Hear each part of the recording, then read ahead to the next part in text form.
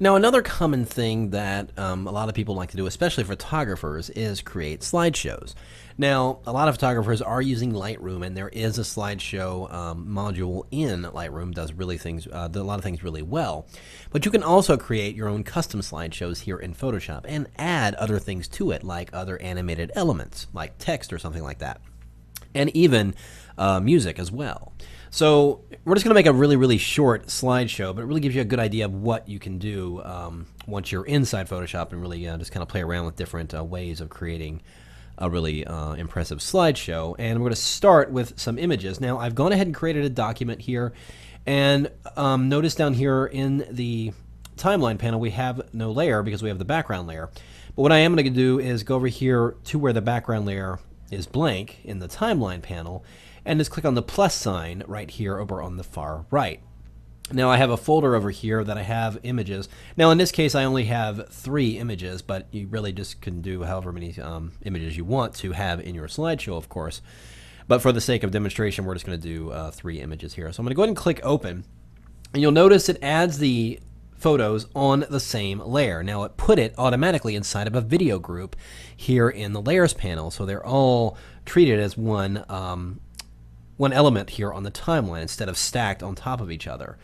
And as it plays out right now, they play for a few seconds and then transition to the next one and then right to the next one, and then there we go. Now they're pretty big files, so you can see like they're a little bit close up, and that's because they're zoomed in. And plus my playback is also set to half resolution. I'm going to go ahead and set that to 100, and we'll just go ahead and get a full resolution image there.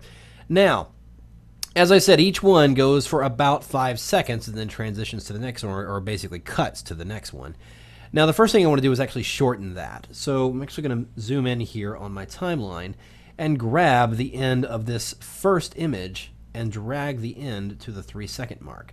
And you'll notice the previous clips all snap to the back edge of this one, so you're not having to move a lot of clips around. They snap right back in position next to the other one. I'm going to set this one also at 3 seconds, and that'll be at the 6-second mark.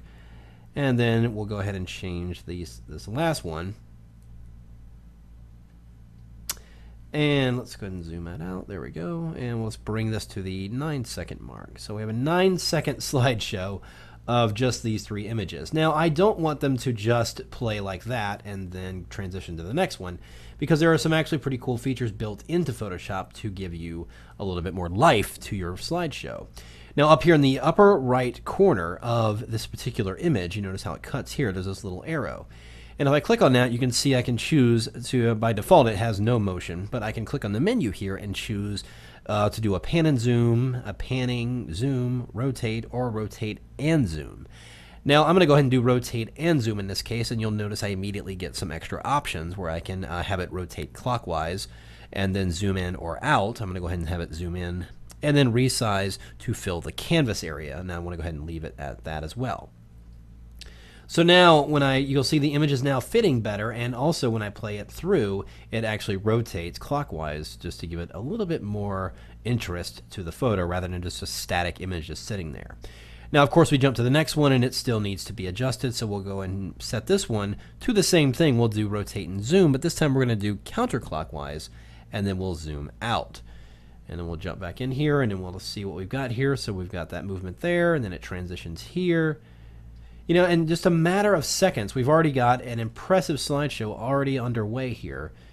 And we could continue to add more images, of course, and actually add a different kind of movement. Let's do we'll just have this one kind of zoom in.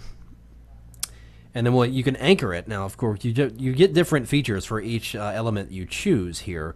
If I do a zoom, I'm actually going to have it zoom, let's say, from the upper left corner, and then it will zoom in. And there we go. So now instead of rotating like the other ones, this one's zooming in to the image like that. So that's giving me a pretty interesting effect there. So now if I go ahead and back to the beginning and hit my play button, and we'll just play this through. Now, of course, it does have to render those frames, remember. You'll see it's generating that green line, and that generates the high-res frames here. And of course, I have my playback resolution set to 100%, so it's going to be a little bit more taxing on my processor in that regard as well. So if you do find your rendering time is a little bit slower than you'd like it to be, then just try adjusting that resolution. And again, that is located right here in this little gear where the play features are in the timeline, just choose whatever resolution you want to set that at, and you can actually have it loop playback as well, so it'll continue to play the motion through and through. So now you can see if I play, it's got a nice smooth motion to it. It's giving me really interesting angles and such to my photos. And we're looking like we got a pretty good slideshow happening there. And so now at this point here, when it gets to, actually no. And actually, you know what? I want to change the order here. And this is a good example of this. I'm actually going to grab this first image because I want it to appear as the second image. I'm going to drag it over. And now we've repositioned that. So it still maintains the animation properties I've applied to it, but now it's just in a different position in the scheme of the slideshow there. So what I want to happen, though, is that when it reveals this image, I want the word Manhattan to kind of slide in here and then kind of appear over the building there. So to do that, I'm actually going to, let's create a new text layer. And let's go ahead and type the word Manhattan, and I'm actually position this layer outside of the layer group. I'm actually going to move it till it's above the video group layer, and that white line appears in the layers panel. You see that right there? And then release. Now the text layer is outside of the layer group, and you'll see it appears on its own layer here in the timeline. So if we go through here, you can see it just appears there. Now what I wanted to do is, as I said, to sweep in, and then finally rest right about here. Check my spelling, or I think that's right. Yeah. All right. So now I want to animate it, of course. So I'm going to twirl down and reveal my properties. Let's go ahead and set a keyframe for transform, and then hold down the shift key and drag over here off frame there. Now that we've established that starting point, and once that image reveals, then it's going to start, and I want it to do this really fast. So I'm going to keep the keyframes really close together and just move it over a little bit, and then again hold down the shift key and then drag left and bring that text back in here.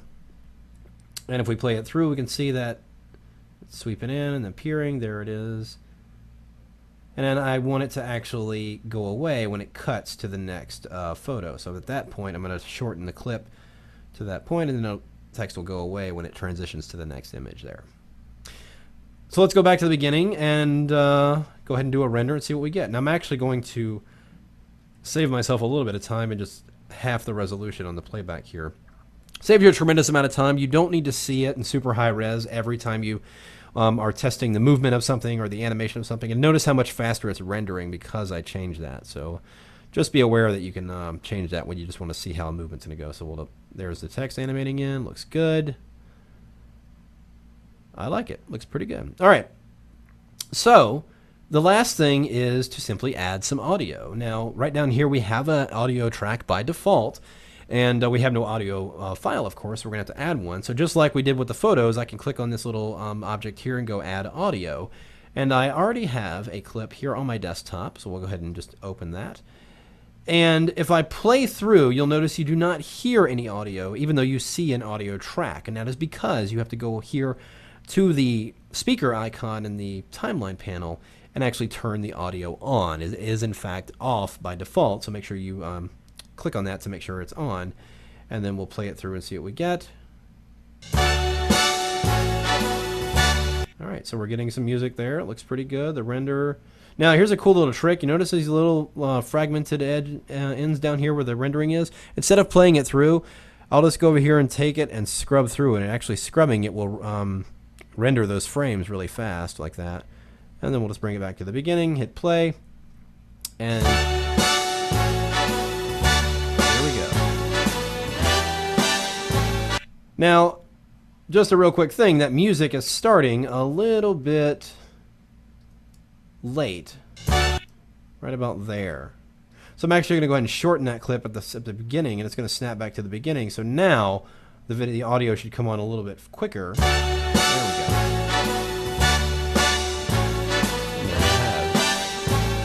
Manhattan slideshow.